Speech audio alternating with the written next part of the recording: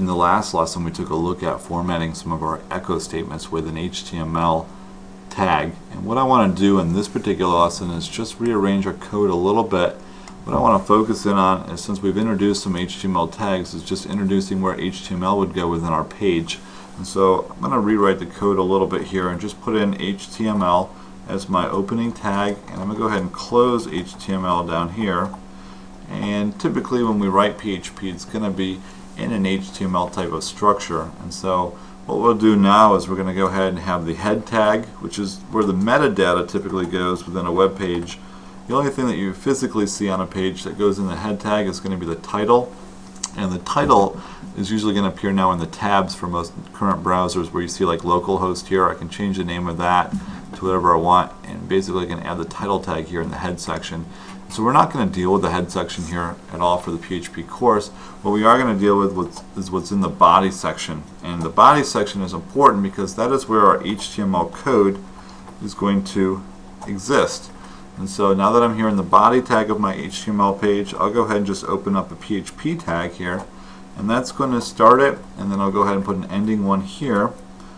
And so you have to put your delimiters within the body tag of an HTML page. So now that I've got that structure set up, I'm going to kind of work with that one from now on so that we can always kind of see where it fits into a typical page. So let's go ahead and work with the variables now for this lesson. And the variables, there's 5 different types that I want to work with, and this is a loosely typed programming language. Basically, it's really easy to create variables and to work with them here in PHP. A couple rules to keep in mind: we have to start variables with a $sign. So we're going to be working with that a lot. So I'll go ahead and type in a $sign here within my PHP code. And the other rule that you really have to keep in mind is that a variable has to start with a letter or an underscore. It cannot start with a number or any other symbol, and there can be no spaces at all within the name of our variables. So there's just some rules to keep in mind whenever you're creating variables. I typically start my variables with a capital letter, and then if I have multiple words, I usually keep those words crunched together, but I just put a capital letter for each one of those words.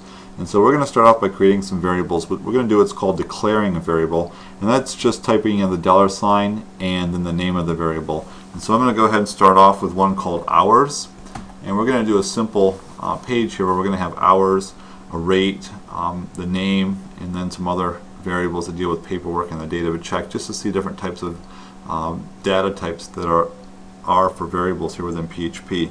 So I'm going to start off with the $sign hours. What this does is it creates a spot in our computer's memory whenever our page is compiled. It creates a spot there, and it's a container that can store data. And we can put all kinds of different data types into it. And in PHP, you don't have to tell it what data type it is. This is part of that loosely typed programming language. You just type in a value, and it will automatically know or assume as to what data type you wanted to work with. For instance, I'm going to type in hours, and I'm going to set it equal to, and this is what's called initializing the variable, equal to something. I'm going to type it equal to 40 and put a semicolon. Now when we work with numbers, you just type in the number alone. So we don't have to put anything special around the number 40. It's just $sign hours equals 40. And so that's going to be what's considered an integer data type. Basically, an integer is going to be a negative or positive whole number. And you can see that there 40 is a whole number. And so we can work with negative and positive numbers for integer data types. The next data type, I'm going to go ahead and create another variable called rate. I'm going to set it equal to, let's just assume that we're getting a rate of $20.5 an hour. Now, on this particular one, this is what's called a floating point number, and it's a decimal number. We can have positive and negative decimal numbers for this data type, and the only thing that we did different was just introduce a decimal number. Now keep in mind, if you have numbers that are larger than 1,000, you do not put commas in there. And I said that this was a dollar amount. You do not add any symbols either with numbers. You have to leave it just a plain number.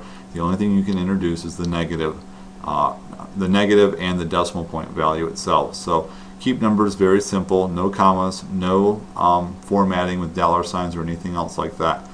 So that's our rate, and that's a floating point number. The next one that I want to introduce is what's called a string. And I'm going to go ahead and put my name in there as a string. So I'm going to put in a $sign name. We'll set it equal to, and I'll just go ahead and type in my name. And notice that when I'm typing this in, we have double quotes around it. this is what's called a string, which means all of our letters are strung together to make one object. And you can see that I do have a space in here. We can put symbols, we can put all kinds of things. Anything that falls in between those double quotes are going to be considered a string. And so I have to remember when I'm working with letters or symbols that it has to be put in there with a string. Now there's two exceptions to that. Let me go ahead and show you the first exception, and that's if it's a Boolean. For instance, I'm going to go ahead and create a variable. Let's see, I'll call it paperwork. And this will basically just be a Boolean, meaning whether or not it was turned in, yes or no, or true or false. And so what we do with Booleans is we use the keywords true and the keywords false. And I'm going to go ahead and set it equal to true. Now true looks like a string. However, it turned blue on me when I was typing it in there. However, it's not a string. It's actually a keyword. It's a Boolean, meaning yes or true, or it does exist. And so that's going to hold the value of 1 if it does exist, and if it doesn't exist, it's a value of 0. And so that's our Boolean language, and it's the same thing as for binary. You either have a 1 or a 0 in binary numbering system. The last data type that I want to talk about is null, and I'll just go ahead and let's just put date of check. Let's just say we don't know what that is yet, but we're going to go ahead and declare the variable, but we're not going to have anything in it. And what we're going to do is call this one null, and it's a keyword. You can see that I typed it in there and it turns blue on this one. And I'll end it with a semicolon, and that keyword basically means it's empty. There's nothing in it, and it's a lot different than the word zero, like zero. Sometimes a lot of people have confusion with the 0 because 0 is neither 1 or 2 or any other number, but 0 is something. And so if it's something, it's not null. Null is empty. So that's just a tricky type of data type that some people work with as well. And so now that I have all my data types here, what I want to work with is actually displaying them and showing you what happens with them. And they're pretty easy to work with. The only one we can do calculations on are going to be number data types, either the floating point number or the integer. So let's go ahead and I'll type in an echo statement, and I'll go ahead and put $hours. I'll end that with a semicolon. I'll go ahead and do another echo statement. We'll put in there $rate. And I'll end that with a semicolon. We'll do another echo statement. We're going to go ahead and echo $name. End that with a semicolon.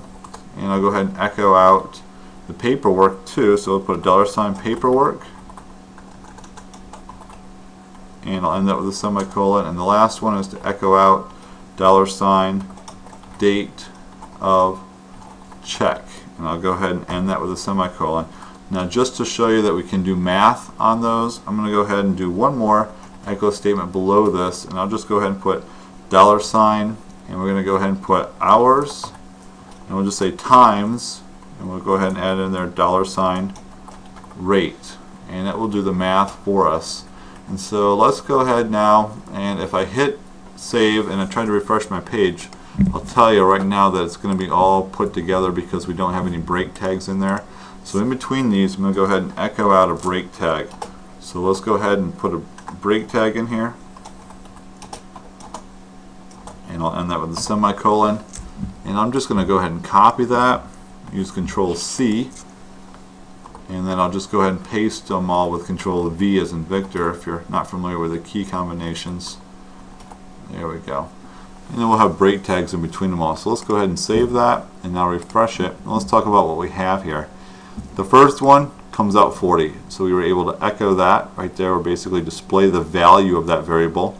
And then we've got below that one rate, and you'll see 20.5 shows the rate. We can echo out my name. You can see my name being echoed out there. We echo out paperwork. Now paperwork is a Boolean, so it's either true or false. So it doesn't say the word true. It'll have either a 1 or 0, and a lot of times it doesn't show anything if it's going to be false. Date of check was a null. Basically there's nothing there, so it doesn't display anything.